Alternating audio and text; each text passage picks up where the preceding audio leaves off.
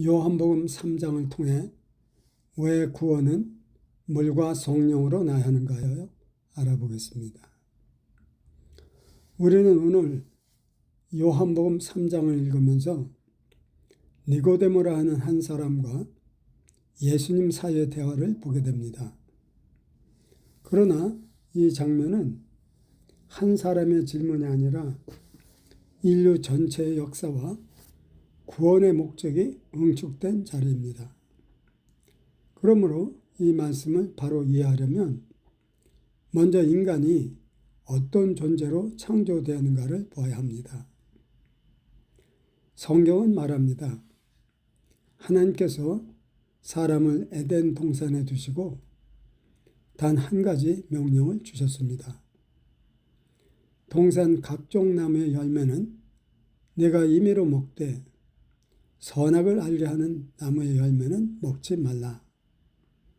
네가 먹는 날에는 정령 죽으리라. 창세기 2장 16절로 17절 말씀.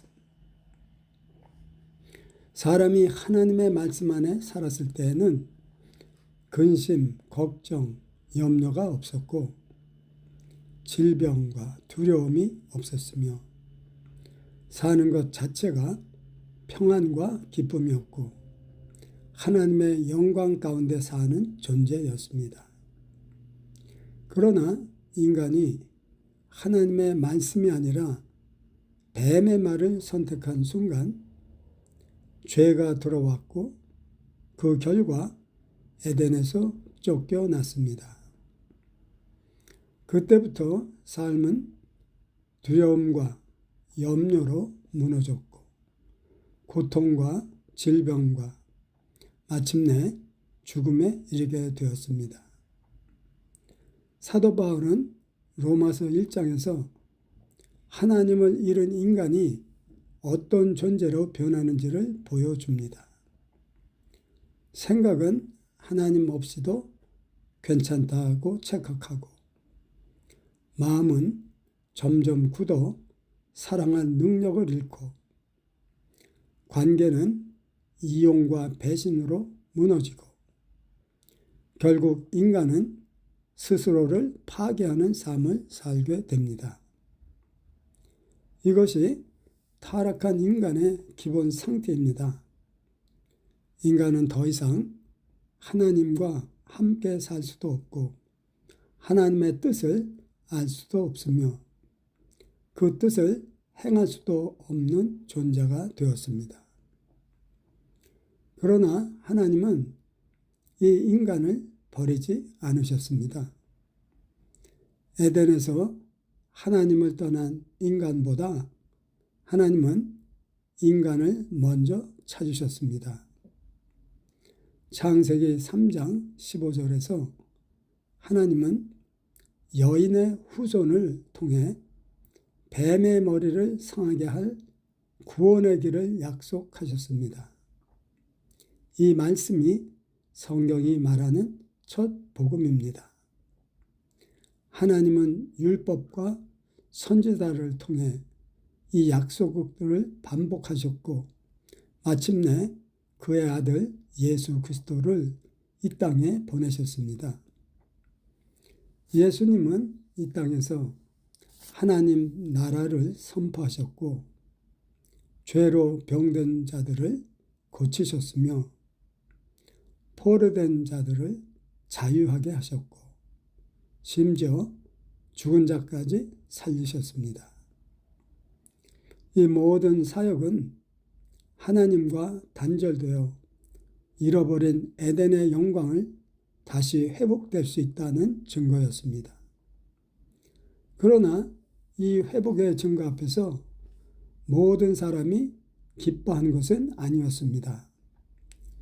예루살렘은 소란스러워졌고 종교 지도자들과 권세자들은 자신들의 기득권이 위협받는다고 느꼈습니다. 그리고 바로 그때 한 사람이 예수님을 찾아옵니다. 그가 바로 니고데모입니다. 니고데모는 바리새인이었고 사내들은 공회원이었으며 당대 최고의 율법 교사였습니다. 종교적 지식과 도덕성과 명예, 권세와 부를 모두 가진 사람이었습니다. 그가 밤에 예수님과 와서 말합니다. 랍비여, 우리가 당신은 하나님께로부터 오신 선생인 줄 아나이다. 하나님이 함께 하지 아니하시면 당신의 행하시는 이 표적들을 아무도 할 수 없습니다. 공손한 말이지만 그의 한계를 드러내는 고백이었습니다. 그는 예수님을 메시아가 아니라 하나님께서 보내신 선생으로만 보고 있었습니다. 예수님은 이 말에 대해 토론하지 않으십니다. 그에게 진짜 필요한 말씀을 주십니다. 진실로 진실로 내게 이르노니 사람이 거듭나지 아니하면 하나님 나라를 볼 수 없느니라. 문제는 행위가 아니었습니다. 문제는 존재였습니다. 조금 고치면 되는 삶이 아니라 다시 태어나야 하는 삶이었습니다. 니고데모는 이해하지 못하고 묻습니다.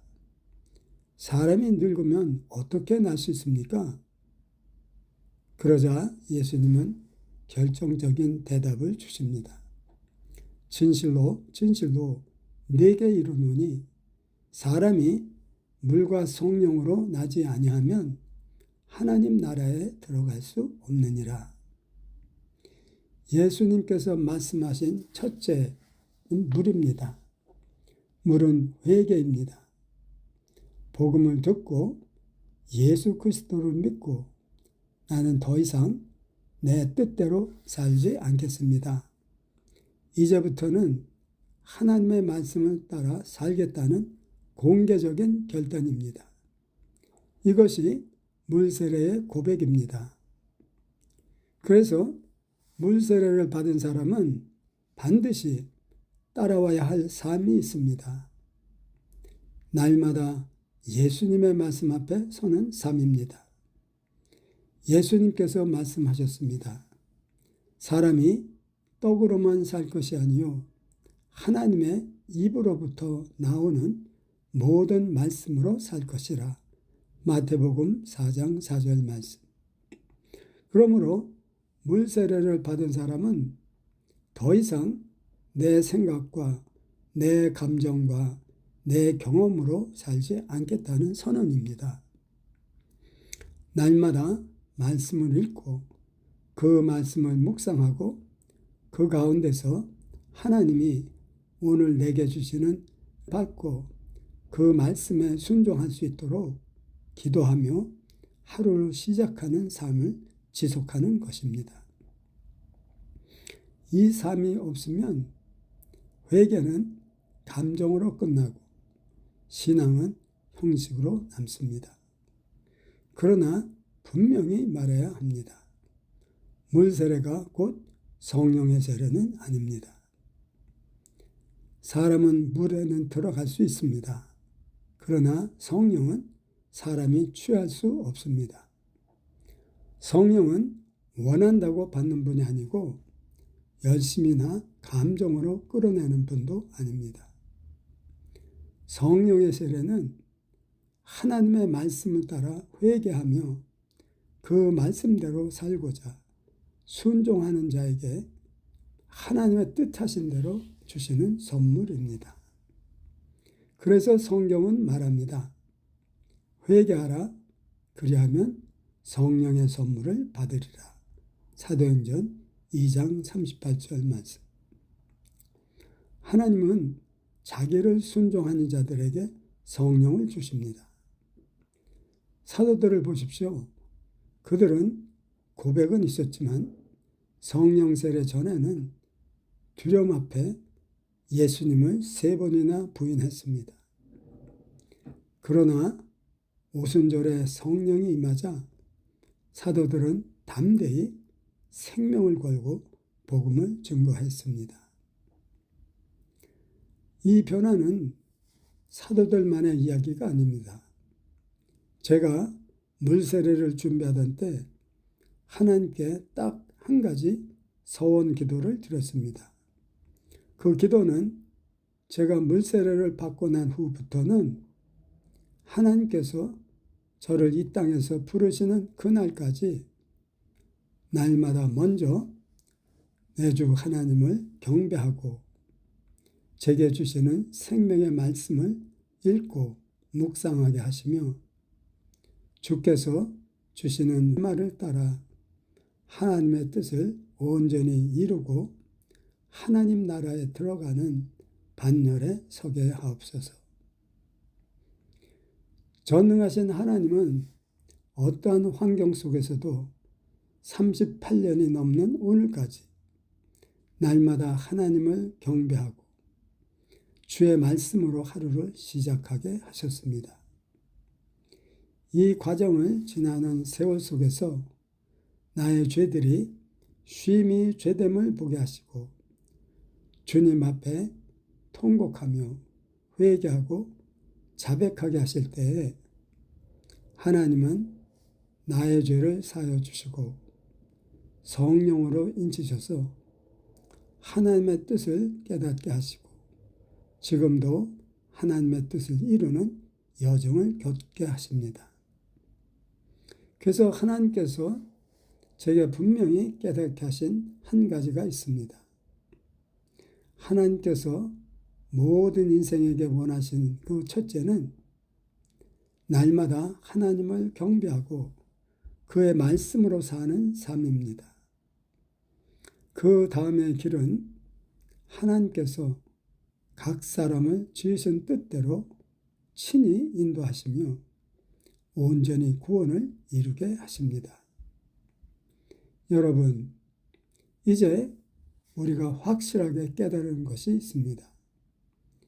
예수님과 직접 동행하며 하나님의 능력을 눈앞에서 보았던 사도들이라 할지라도 또 세상의 모든 것을 가진 니고데모라 할지라도 물과 성령으로 나지 않으면 거듭나지 못한 것이요 아직 거듭남의 실제를 경험하지 못한 상태입니다.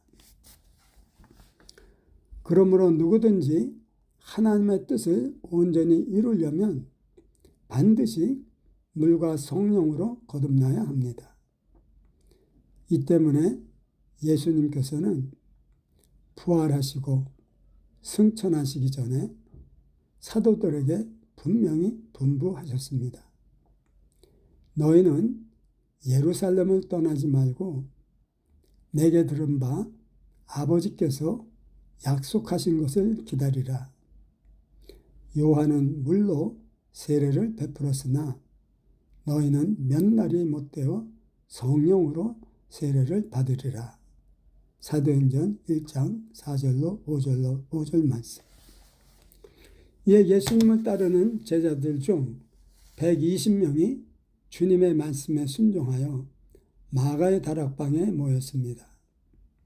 그들은 한 마음으로 전혀 기도에 힘쓸 때 오순절 날에 약속하신 성령의 세례를 받았고 하나님의 뜻을 온전히 이루는 제자들이 되었습니다.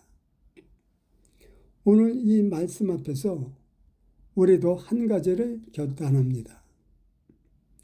오늘부터 날마다 먼저 하나님을 경배하고 그분의 말씀을 읽고 묵상하며 주시는 레마에 순종하고자 기도하며 하루를 시작하겠습니다. 이 결단 후에 하나님께서는 약속하신 대로 성령으로 우리를 인치시고 우리 각 사람에게 주신 하나님의 뜻을 그리스도 예수 안에서 온전히 이루도록 친히 인도하실 것입니다.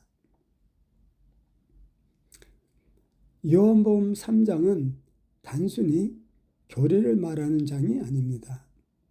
이 말씀은 우리 각 사람에게 묻습니다. 당신은 종교인입니까? 아니면 거듭난 사람입니까? 감정을 믿고 있습니까?